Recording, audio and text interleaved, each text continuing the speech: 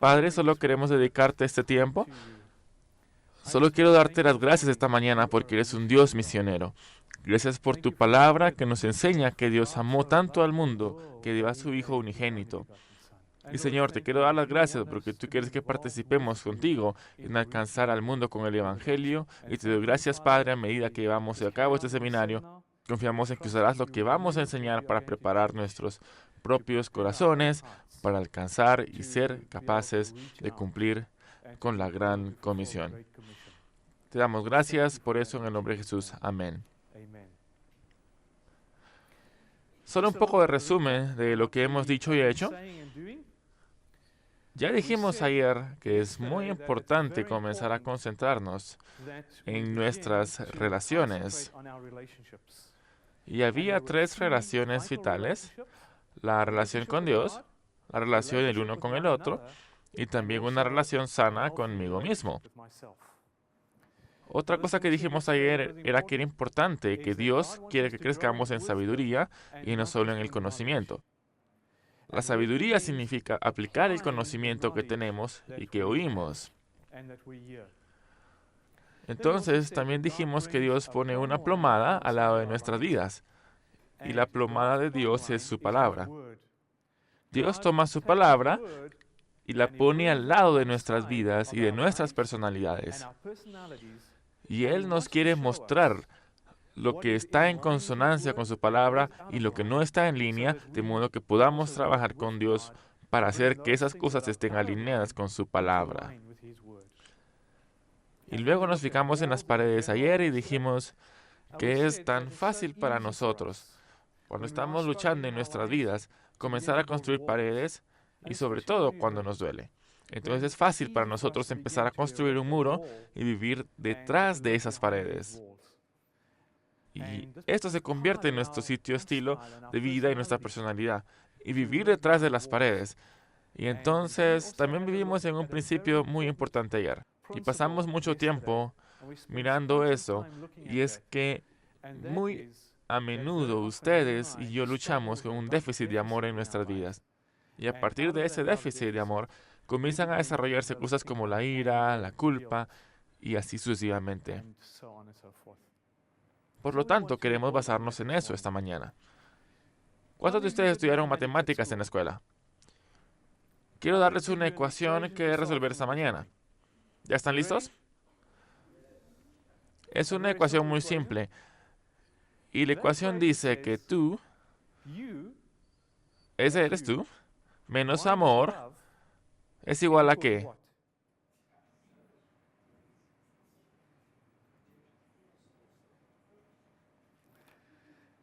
Sí, rechazo. Es muchas otras cosas, pero esa ecuación también está en la Biblia. Así, y que quiero leer en 1 Corintios capítulo 13, versículos 1 y 2, y quiero que escuchen las palabras. Voy a leerlo muy despacio esta mañana, porque a veces podemos leer las escrituras con tanta rapidez que no entendemos lo que significa. Y por eso voy a leer estos 2 versículos para que tratemos de entender lo que dice. 1 Corintios 13, versículos 1 y 2 dice: si yo hablase lenguas humanas y angélicas y no tengo amor, vengo a ser como metal que resuena o címbalo que retiñe. Ahora, ¿qué significa eso? ¿Qué significa ser como metal que resuena o címbalo que retiñe?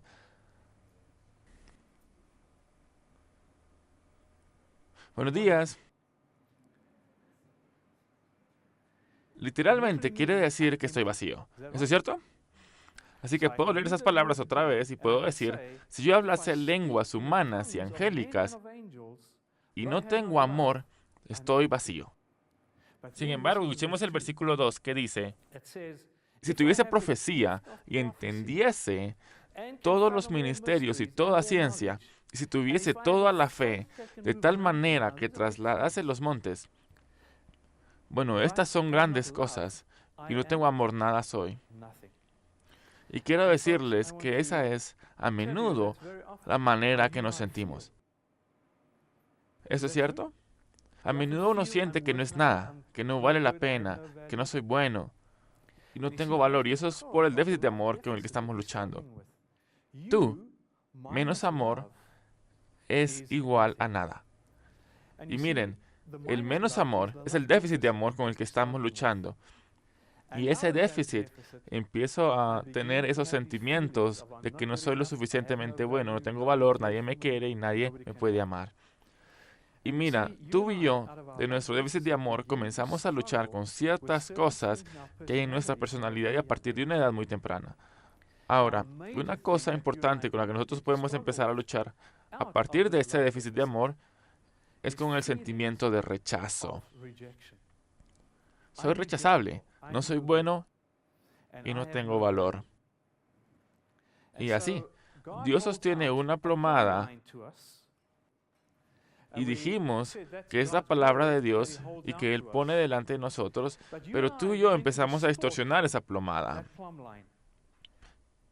Miren, empezamos a edificar cosas que no están en línea con la plomada de Dios, por lo que podemos construir cosas que están torcidas. Y una de las cosas más importantes con las que comenzamos a luchar es con los sentimientos de rechazo.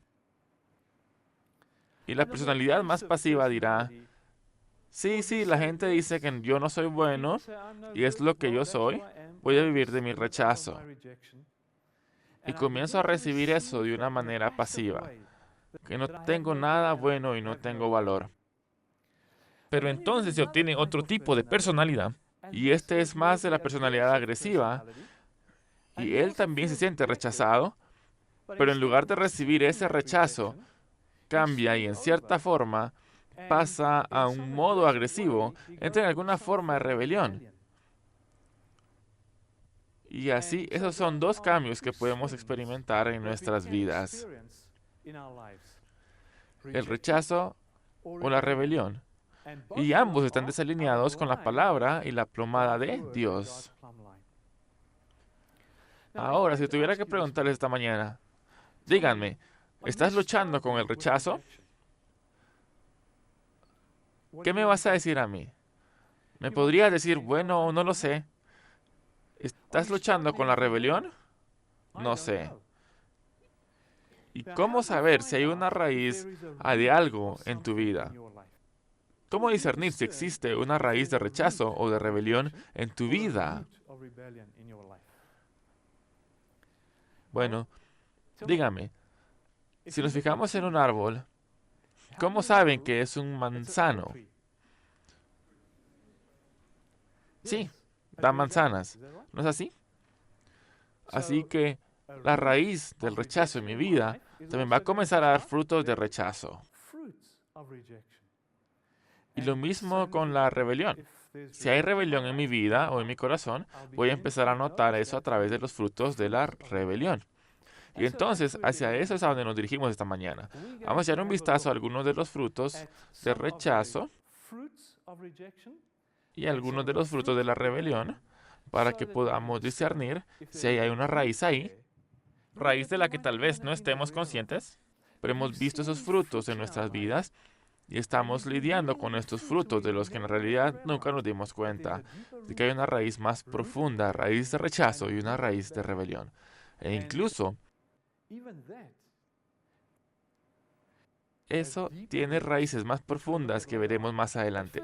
Pero en primer lugar, vamos a echar un vistazo a los frutos de rechazo y a los frutos de la rebelión.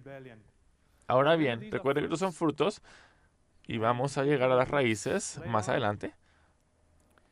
Ahora, tenemos que ser muy cuidadosos aquí también, porque es muy fácil comenzar a identificar a otras personas en esto. Y como un chico me dijo en un seminario un día, dijo, ¿sabes? Mientras estabas hablando del rechazo, mi esposa me mantuvo bombeando en las costillas. Dijo, pero cuando hablaste de la rebelión, bombeé de vuelta.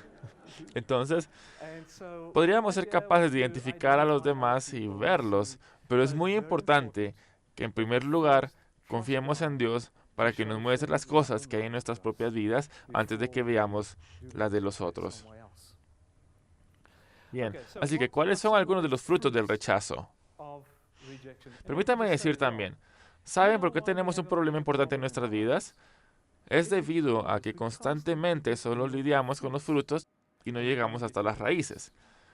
Y más adelante les voy a llevar más profundo para mostrarles cuáles son las raíces de estas cosas, para que podamos confiar en que Dios saque esas raíces. Cuando sacamos las raíces, entonces veamos a ver que los frutos desaparecen también. ¿Cuáles son algunos de los frutos del rechazo?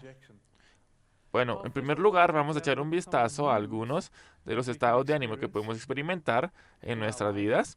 Y una de las primeras cosas que empezamos a ver, si hay una raíz de rechazo,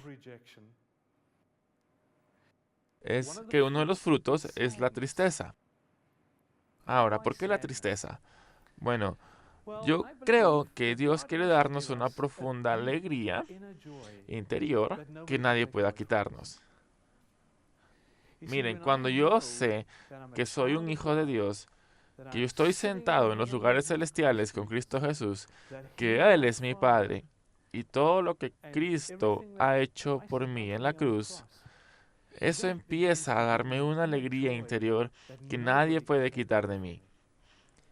Pero cuando empiezo a partir de mi rechazo, comienzo a perder el gozo del Señor. Y me encanta lo que el Salmo 16, versículo 11 nos dice. Este es un maravilloso salmo. Y el Salmo 16, versículo 11 dice, me mostrarás la senda de la vida. En tu presencia hay plenitud de gozo, delicias a tu diestra para siempre.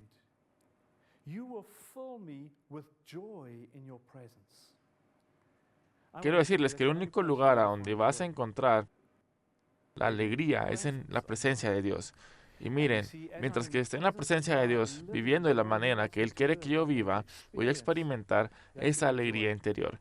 Dice en Hechos 13, versículo 52, y los discípulos estaban llenos de gozo y del Espíritu Santo. Ahora, no estoy diciendo que el orden aquí es muy importante, sino que es muy importante notar que la Biblia dice que los discípulos estaban llenos de gozo y del Espíritu Santo. Pero en la medida en que se siente inadecuado, que nadie me quiere, que nadie me ama, por mi déficit de amor, empiezo a sentir que en el interior falta algo. Y es como tristeza que comienza a desarrollarse. Podría decir eso un par de veces durante este seminario, pero el rechazo le da a uno la sensación de vacío. Miren, es una sensación de que algo falta y que hay vacío en el interior, que empiezo a perder la alegría del Señor y la tristeza comienza a desarrollarse. Ahora, la tristeza tenía un muy buen amigo y su nombre es la autocompasión. Miren, una vez que comienzo a perder la alegría del Señor y la tristeza se empieza a desarrollar en mi vida, entonces es muy fácil para mí comenzar a sentir lástima por mí mismo. Y yo no sé si conocen a la madre Basil Shrink. Ella es la directora de las Hermanas de María Danshat. Pero la madre, Basilia Shrink, dice, la autocompasión es el pecado que alimenta todos los demás pecados y debe ser erradicada de nuestras vidas, y no importa lo que cueste. Y miren, la autocompasión nos lleva más y más profundamente en nuestro problema y no nos ayuda a vencerlo. Y podemos ministrar autocompasión unos con otros, ¿no es así? Y tenemos que aprender a no ministrar la autocompasión unos con otros. Si hay que tener empatía con unos con los otros, debemos ser capaces de sentir uno con el otro, pero hay que tener mucho cuidado de no ministrar autocompasión el uno al otro y tener actitud de lástima. ¿Has sentido actitud de lástima? Bueno, esas son las cosas fáciles para nosotros a veces. Otro fruto del rechazo es el autoodio. Una de las mayores prisiones en las que pueden estar encerradas es la prisión del autoodio. Creo que cuando pensamos en una prisión pensamos en algo que es muy terrible. Es un lugar donde yo no quiero estar. Pero ustedes saben, muchas personas se han encerrado en una prisión de odio hacia sí mismas. Una vez que estamos en esa prisión, es muy, muy difícil salir. En nuestro ministerio hemos visto a personas que se han encerrado en esa prisión de odio hacia sí mismas, pero hemos visto que Dios tiene las llaves de esa prisión. ¿No te alegras por eso? Dios tiene las llaves. Él nos quiere hacer libres. Pero miren, si te rechazas suficientemente, eventualmente vas a empezar a odiarte a ti mismo. Literalmente te vuelves contra ti mismo. No me gusto, por lo tanto, no les gusto a otras personas y por lo tanto, solo soy rechazable y empiezo a sentir que no soy bueno y puedo comenzar a odiarme. Otro de los frutos o ánimo de rechazo es la depresión. Ahora, la depresión es un problema emocional y hay mucha gente hoy que lucha con la depresión. Y puedo identificarme con eso mucho. Cuando era niño, cuando era joven, luché con la depresión y siempre tuve la idea de que entre Dios y yo íbamos a resolver este problema. Nadie tiene que saber con lo que estoy luchando. La única que llevo la peor parte fue mi esposa e hijos. Había momentos en los que era capaz de relacionarme con mi esposa y mis hijos y de repente, así nomás, me iba a algo como un profundo pozo y todo se volvió oscuro y negro para mí. Y entonces ellos no entendían lo que estaba pasando conmigo. Y cuando llegamos a las misiones, comencé a orar en esta área y dije, Dios, necesito algunas respuestas para superar la depresión. Y una de las primeras cosas que Dios me dijo, y Él me enseñó este principio y quiero que escuchen esto. Dios dijo que si mantienes cerrado todo en tu vida, nunca conseguirás la victoria. Mientras que uno está caminando en la oscuridad, en un área en la vida, no se conseguirá la victoria sobre todo. Y entonces Dios me dijo, abre esa área de tu vida con alguien y comparte con esa persona lo que estás experimentando y lo que estás pasando y permítele que ore contigo. Y lo hice. Tuvimos maravillosos líderes en la misión donde estábamos y pude abrirles mi corazón, mi vida a ellos y empezaron a orar conmigo, me ministraron y finalmente vi más y más liberación de esta depresión y superación de la depresión y liberarme de la depresión. Y recuerdo que mi primer mensaje que di fue un mensaje de media hora en cuanto a cómo superar la depresión. Y fueron algunos de los principios que Dios me enseñó acerca de la depresión y cómo superarla. Pero déjenme decirles esto. Miren, la depresión es un problema emocional. Ahora, cuando tengo un problema físico, no me importa que la gente vea que tengo un problema físico. Me puedo caer y romperme el brazo, y me pueden poner yeso en el brazo, y no me importa que la gente vea que tengo un brazo roto. Sin embargo, en el momento en el que tengo un problema emocional, lo cubro. ¿Ven? Nadie debe saber con lo que realmente estoy luchando. Y yo sé que hay razones para ello, porque muchas veces ponemos un estigma sobre los problemas emocionales que no deberían estar ahí. Pero especialmente para una escuela como esta, quiero animarles. Tenemos que abrir nuestras vidas, tenemos que compartir nuestras vidas, tenemos que deshacernos de las cosas con las que estamos luchando. Y sobre todo en el área de nuestras emociones. Así que muchos podemos luchar contra la depresión y ver eso en nuestras vidas. Y estamos tan asustados como para hablar de eso. Otro fruto del rechazo es la apatía. Ahora, ¿qué es la apatía? La apatía es cuando yo no quiero enfrentar ningún desafío. Entonces, tenemos un dicho muy bueno en Afrikaans para ello, ese es del Draadsister. Ustedes saben que esto es alguien que se sienta en la valla, en realidad no quiere enfrentar ningún desafío, pero tampoco quiere regresar, por lo que se vuelve muy apático.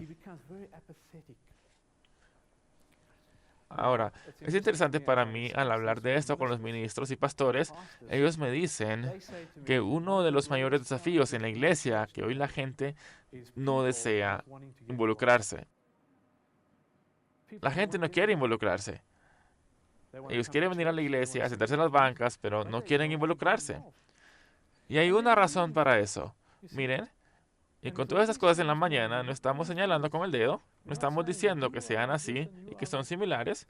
Esa no es la idea. Simplemente empezar a entender lo que está pasando dentro de mí. ¿Por qué reacciono de esta manera en la que reacciono? Y miren, ¿por qué una persona se vuelve apática? Bueno, es solo porque siento que no soy lo suficientemente bueno para contribuir. Siento que no soy lo suficientemente bueno para dar o para ser parte de algo. Por eso, cuando siento que no soy lo suficientemente bueno para ser parte de algo, estoy viviendo de mi rechazo y luego solo sigo luchando a partir de mi rechazo con mi apatía y sigo adelante en mi propio camino y hago lo que creo que soy capaz de hacer. Y hay un versículo muy interesante en Apocalipsis 3, versículo 16. Creo que la mayoría de nosotros conocemos este versículo muy bien, donde Dios dice, pero por cuanto eres tibio y no frío ni caliente, te vomitaré de mi boca. Ahora, no estoy seguro de lo que significa que Dios no se vomite de su boca, pero sé que una cosa es segura, y es que la apatía o la tibieza para Dios es un problema muy serio, y proviene de nuestro rechazo, de que no soy lo suficientemente bueno. Empezamos a luchar no solo con nuestros estados de ánimo, sino también con nuestros pensamientos. Y uno de los mayores pensamientos con los que empezamos a luchar es con los pensamientos de inferioridad. Soy inferior, yo no soy tan bueno como otras personas. Otras personas son mejores que yo. Ahora bien, díganme, ¿creen que existe tal problema con la inferioridad?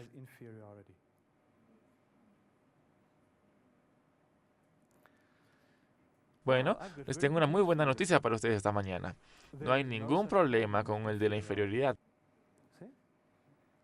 Puede ser que tengamos sentimientos de inferioridad, pero miren, para Dios no hay tal cosa como la inferioridad. Usted o yo o cualquier otra persona no es inferior a cualquier otra persona a los ojos de Dios. ¿Por qué no? Debido a que los pies de la cruz, el suelo es plano. Y miren, cada uno de nosotros, escuchen esto, es muy importante, cada uno de nosotros es muy especial para Dios. Y Dios tenía un plan único y objetivo con y para nuestras vidas. Y miren, cuando no vemos eso, entonces empezamos a pensar que somos inferiores. Ahora bien, ¿de dónde viene la inferioridad? Los sentimientos de inferioridad, ¿de dónde vienen? Di eso un poquito más fuerte. ¿Del diablo? ¿Sí? Eso es muy cierto. Satanás nos puede condenar y nos puede hacer sentir que no somos lo suficientemente buenos, que somos inferiores. Pero ustedes saben que esos sentimientos de inferioridad provienen de la comparación con los otros. Me comparo con alguien más. Miren, me comparo con Billy Graham. Y luego siento que no soy un evangelista lo suficientemente bueno. ¿Lo ven? O me comparo con alguien que creo que es la persona ideal y me siento inferior. Ahora bien, la comparación tendrá uno de dos efectos en la vida de ustedes. Si te comparas con otras personas y te crees que eres mejor que ellos, ¿cómo te sentirías entonces? Entonces me sentiré muy superior. Pero si me comparo con otras personas y siento que no soy tan bueno como ellos, entonces voy a empezar a sentirme inferior. Y es por eso que Dios dice, no te compares con los demás. Tú eres único a los ojos de Dios y vive esa singularidad. Pero ustedes saben que a veces se confunde la inferioridad con la humildad. Ahora, quiero demostrarles cómo a muchos de nosotros vemos la humildad. La humildad es la persona que se siente, ya sabes, bueno, yo solo soy un gusano, solo soy un don nadie. Y luego miramos a esa persona cuando hace eso y decimos, wow, qué tipo tan humilde. ¿Eso no es humildad? No, eso no es humildad. Es actuar a partir de la inferioridad. Y miren, la diferencia entre la humildad y la inferioridad es que una se basa en la verdad y la otra se basa en la mentira. La humildad siempre se basa en la verdad. Ahora bien, digamos por ejemplo que hubiera un piano aquí y soy un pianista muy bueno y todos ustedes saben, y luego vengo caminando por aquí, entonces ustedes me dicen, Sam, antes de empezar a enseñar, toca una pieza en el piano para nosotros. Ahora bien, ¿qué haría en esta situación de inferioridad? Si yo fuera inferior, ¿cómo reaccionaría? Yo diría, ay, no, debe haber alguien que pueda hacerlo mejor que yo. Seguramente yo no soy lo suficientemente bueno. Pero, ¿qué va a hacer la humildad? Esta se basa en la mentira, la inferioridad. La humildad se basa en la verdad. La verdad es, si es cierto, Dios me ha dado el don y quiero utilizar ese don para bendecirlos. Así que la humildad se basa en la verdad y es dar a Dios su gloria por lo que Él ha hecho en mi vida. Y así no confundan la humildad con la inferioridad. Otro de los frutos que vemos es la inseguridad. Ahora bien, la inseguridad se basa en muchas cosas y una de las más importantes, donde tiene sus raíces, es en lo que hemos hablado, el déficit de amor. Cuando ustedes encuentran un niño que crece en un hogar donde él ha tenido una gran cantidad de amor en su vida, verán que el niño es bastante seguro y cuando sea grande será capaz de pararse solo y será capaz de enfrentarse al mundo. Pero en la medida en que un niño haya tenido un déficit de amor en su vida, él va a crecer con la sensación de que no soy bueno y no seré capaz en la vida. Y miren, el sentimiento general de nunca seré capaz en la vida, me siento inseguro. Y por eso, de nuestro déficit de amor, sencillamente empezamos a sentir, nunca voy a ser capaz de valerme en la vida y lucho con la inseguridad. Pero naturalmente la inseguridad tiene muchas otras raíces. Permítanme mencionar una o dos más para ustedes que me parecen importantes. La falta de disciplina. Cuando un niño crece en un hogar donde no hay disciplina, encontrarán que ese niño se vuelve muy inseguro. Miren, la seguridad o la disciplina amorosa, recuerden que hablé acerca de la disciplina ayer y dije que hay una diferencia entre el castigo y la disciplina. Por una disciplina amorosa, da límites al niño y él sabe dónde puede moverse y eso brinda seguridad en su vida. Y nos dimos cuenta de que en nuestro ministerio de consejería, las personas en que en realidad nunca han sido disciplinadas son algunas de las personas más inseguras que hay. Sin embargo, otra razón por la cual me parece que la gente lucha con la inseguridad, y esta fue en gran medida la razón de mi propia vida también, es solo por no conocer a Dios. Y he encontrado que entre más paso el tiempo con Dios, para llegar a conocer a Dios y conocer su carácter, en esa medida me siento más y más seguro, no en mí, sino en mi relación con Dios. Así que podemos luchar con los sentimientos o con los pensamientos de inseguridad, pero también de fracaso. Ahora, hay momentos en los que hacemos cosas mal y nos sentimos, bueno, realmente fallado. Saben, he hecho malas cosas, tenemos la sensación de, ahora realmente he fallado. Pero eso no es de lo que estoy hablando. De lo que estoy hablando aquí, de nuestra raíz, del rechazo, comienzo a sentir en mi vida que mi vida es un fracaso total. Ahora, nunca lo voy a lograr en la vida. Que todo lo que hago es solo un fracaso. Y que es como una espada que pende de nuestras cabezas. No soy bueno, soy un fracaso, nunca lo lograré. Y miren, esa es una mentira. Se basa en una mentira. Y Satanás puede usar esto en su vida para mantenerlos en cautividad, en donde se siente que no sirvo para hacer cualquier cosa y solo soy un fracaso en la vida. Ahora bien, algo que he experimentado en la misión en la que he trabajado, que realmente ha sido muy útil para mí, es que podía abrir mi vida, incluso en las zonas en las que sentía que fallaba. Yo seguía sintiendo que era muy querido y aceptado. Y miren, creo que es ahí donde tenemos que ir. Al punto donde tenemos que llegar, donde podamos ser honestos y abiertos el uno con el otro, incluso cuando nuestros fracasos, y saber que somos amados y aceptados por los otros. ¿No es el deseo de tu corazón? Incluso cuando he hecho las cosas mal, incluso cuando he fracasado, quiero saber que soy amado y aceptado. Dígame, ¿cuándo necesitan más a las personas? Cuando estoy abajo en la cuneta, ¿no es cierto?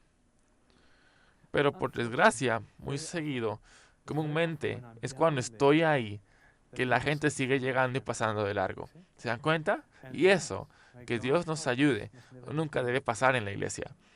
Ahora, odio este proverbio, pero hay un dicho que tenemos en la iglesia. Dicen que solo hay un ejército que mata a los heridos por la espalda, y es el ejército cristiano. Y que Dios nos ayude nunca a hacer eso. Miren, en donde podríamos ayudarnos unos a otros, estar de pie el uno al otro, incluso en los momentos en que siento un fracaso. Y qué complicado las cosas, es que podríamos construirnos unos a los otros en lugar de pisotearnos los unos a los otros. Otro fruto del rechazo es la culpa. Y hablamos en cuanto a la culpabilidad ayer. No quiero repetir demasiadas esas cosas, pero ahora dígame, ¿la culpa es algo bueno o es algo malo?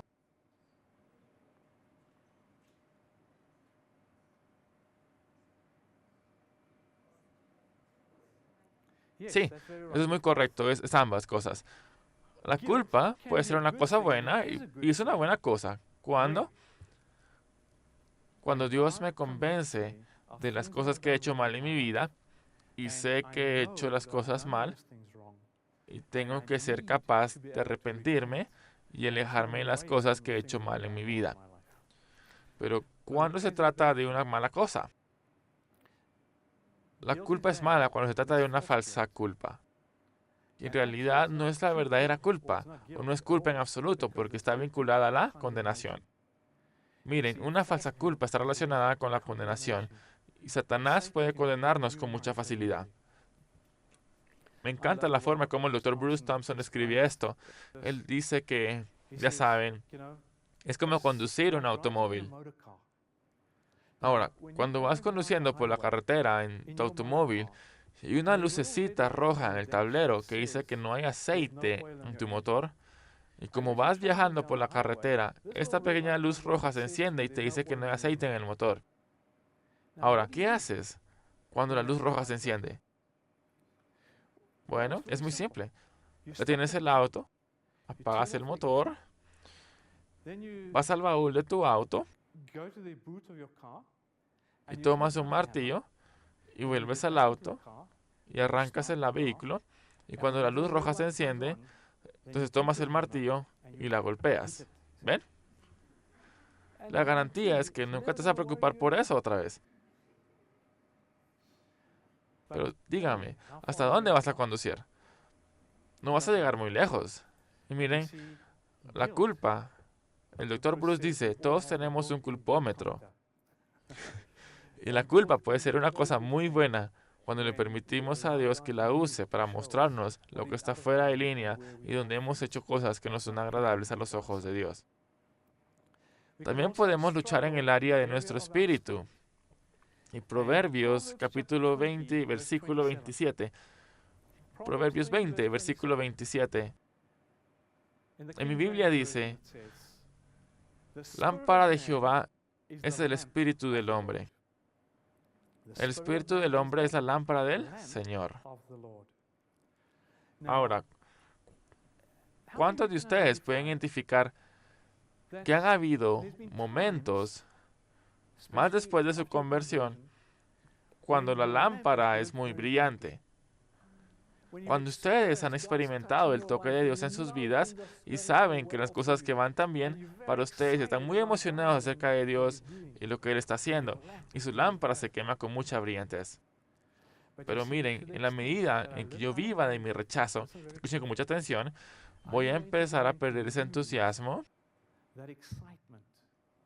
esa alegría interior, voy a empezar a perderla. Y lo que sucede en mi espíritu es que la penumbra empieza a desarrollarse en mi espíritu. Simplemente algo comienza a enfriarse en mi espíritu. Y luego, si ustedes no se ocupan de eso, entonces casi va a ser como si un proceso de muerte comenzara a tomar su lugar en lo profundo de mi espíritu. Y siento que he perdido el contacto con Dios y mi relación con Dios. Y por cierto, ¿se puede perder el contacto con Dios? No. Dios dice que nunca te dejará ni te abandonará. Miren, está ahí para ti, pero es de esos sentimientos de que algo se está muriendo en mi espíritu. Y si no me ocupo de ese proceso de muerte en mi espíritu, voy a empezar a desesperarme. Y voy a venir a un lugar donde siento que nada en la vida tiene sentido para mí. Y empiezo a desesperarme y también comienzo a desanimarme. Y llego a un punto donde siento que mi espíritu se apaga. Ahora bien, no sé si alguna vez han estado ahí. Pero miren, podemos ver muy fácilmente construir esas cosas en nuestras vidas. Y creemos que así es la vida cristiana normal. ¿Eso es cierto? Es la vida cristiana normal, ¿no es cierto? Todo el mundo se siente un poco triste, todo el mundo se siente un poco inferior, todo lucha con la inferioridad y la inseguridad. Pero quiero decirles que esta no es la plomada de Dios. Miren, muchos de nosotros, y creo que eso tiene que ser parte de su tarea, tiene que ser cuántos de estos ladrillos de la pared de rechazo todavía tengo en mi vida. ¿Cuántos de ellos he construido en mi vida y siguen siendo parte de mi estilo de vida? Y para que sepamos que Dios no ha previsto eso para nosotros, sino que Satanás ha previsto eso, ¿verdad? Él quiere que construyas esas cosas en tu vida y que vivas de esas cosas, porque a medida que vives de esas cosas, ¿cuál es el resultado final? Bueno, el resultado final es que de mi rechazo mejor acabe por suicidarme. Me he preguntado muchas veces, incluso a través de todos mis momentos de depresión y así, nunca me he considerado seriamente el suicidio. Y me he preguntado a menudo, ¿cómo puede una persona llegar al punto de querer suicidarse, de quitarse su propia vida? Ahora, ¿cómo se puede llegar al punto de suicidarse? Quiero decir, hay una sola manera, y es ese, entonces, cuando algo dentro de ti ha muerto. Y miren, Satanás quiere que construyan esas cosas en su vida para que puedan llegar a un punto donde estén desesperados, que están tan desalentados, que sienten que la vida no tiene ningún valor. Y que mejor renuncio a la vida y mejor me quito mi propia vida. Pero es maravilloso que sepamos que eso no es lo que Dios ha planeado para nosotros ahora. ¿Qué hacemos con todas estas cosas? No sé cuántas de esas cosas ven ustedes en sus vidas esta mañana, pero ¿qué hacemos cuando vemos estas cosas? Miren, lo que sucede. ¿Qué debo hacer? Pongo un poco de cal en esa pared. Ahora, ¿qué dijimos ayer que era la cal? Las máscaras que usamos tan fácil. Miren, incluso podría luchar con todos los frutos de rechazo en mi vida, pero todavía puedo estar de pie e incluso puedo sonreír y decirle al mundo que estoy bien. Estoy bien, no te preocupes por mí. Pero miren, es interesante saber que aunque la gente no pueda ser capaz de ver lo que está pasando, en el fondo, detrás de ese muro de rechazo en su vida, es importante darse cuenta de que Dios lo sabe, ¿no es así? Dios mira el corazón. Dios sabe exactamente lo que está pasando ahí dentro. ¿Y saben qué es lo más preciado para mí acerca de Dios?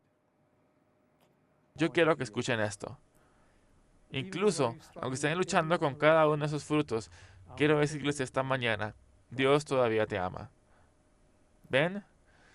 Es posible que te odies. Puedes pensar que otras personas te odian. Y es por eso que no quieres que ellos vean lo que está pasando ahí dentro. Pero a pesar de todo, Dios te ama.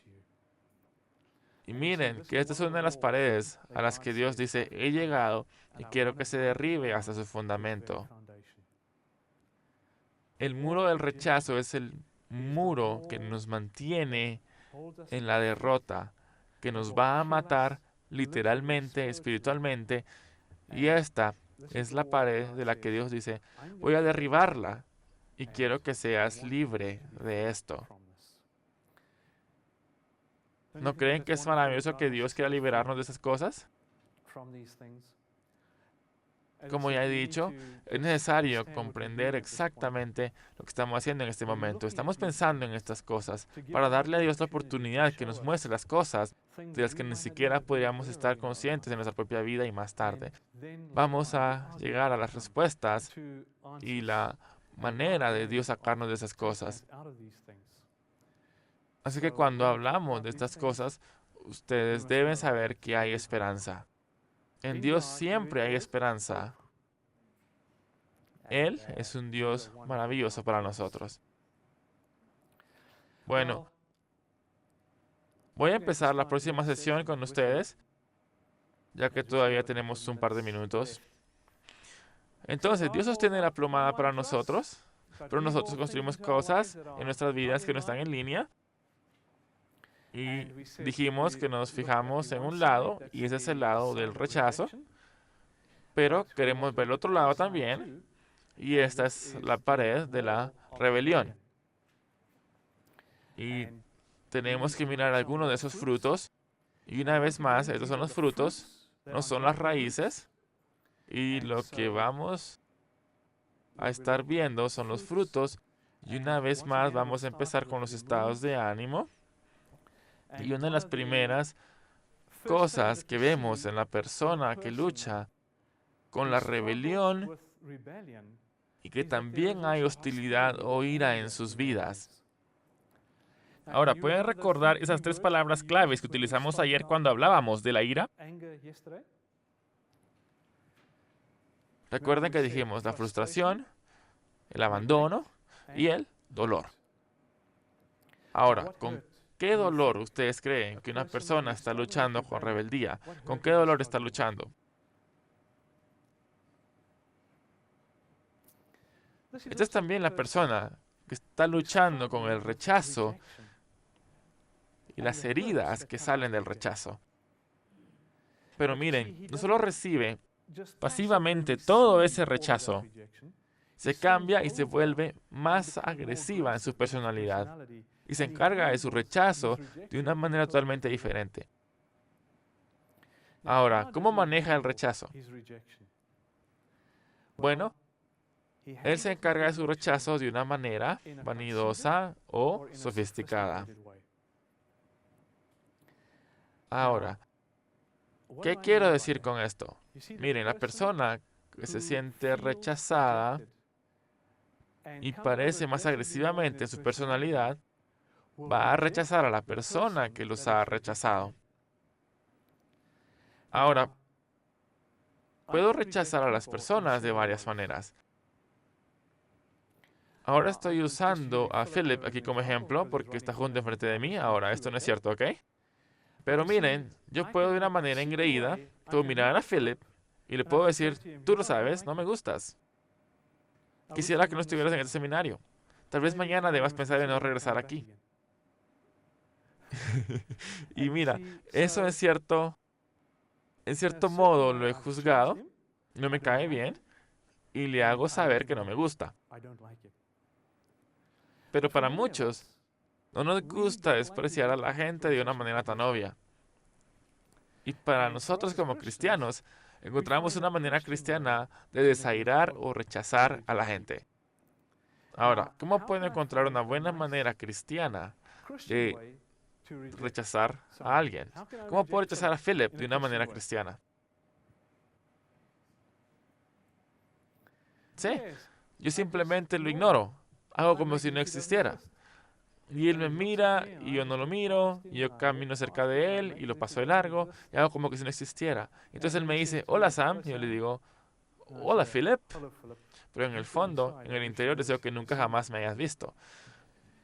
Y en cierto sentido, lo que hacemos es que rechazamos a la gente internamente, pero puede que no lo manifestemos eternamente. Así que lo hacemos de una manera muy sofisticada. Ahora dígame, ¿qué es mejor? ¿La primera en la que se rechaza a las personas de una manera engreída o en la que se rechaza de una manera muy sofisticada y que ni siquiera sabrá que lo rechazan? ¿Cuál es peor?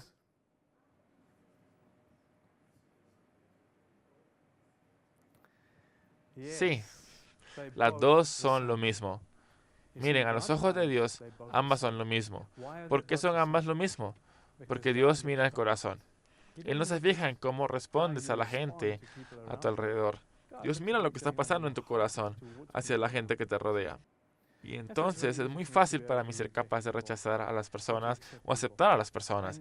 Y lo que también tenemos aquí, muy a menudo, es el principio de asociación. Ahora bien, no sé si alguna vez han visto a alguien por primera vez en su vida, pero que les recuerda a alguien en el pasado. ¿Has visto a alguien? Y cada vez que las luces se encienden, tú empiezas a pensar, vaya, sabes, he visto antes a esa persona en algún lugar de mi vida. Y luego comienzas a hablar de ellas, comienzas, no, es la primera vez que te miro y empezamos a asociar a la gente con la que nos encontramos ahora con gente de nuestro pasado. ¿O cuántos de ustedes entran en una habitación y sienten un cierto olor? Y de pronto ustedes saben, ¿se acuerdan? Hace 5 años entré a una habitación y me vino ese mismo olor. O podemos asociar un nombre con un personaje. Ustedes ven a un tipo con el nombre de Peter que me ha hecho daño y de ahora en adelante todos los Peters son dados de baja. Miren, cuando digo la palabra Peter, entonces me cierro y miren, no recibo a alguien al que haya cerrado las puertas de mi corazón. Y esto me ha pasado varias veces, que la gente me ha dicho que no puede recibir nada de mí porque les recuerdo a alguien de su pasado.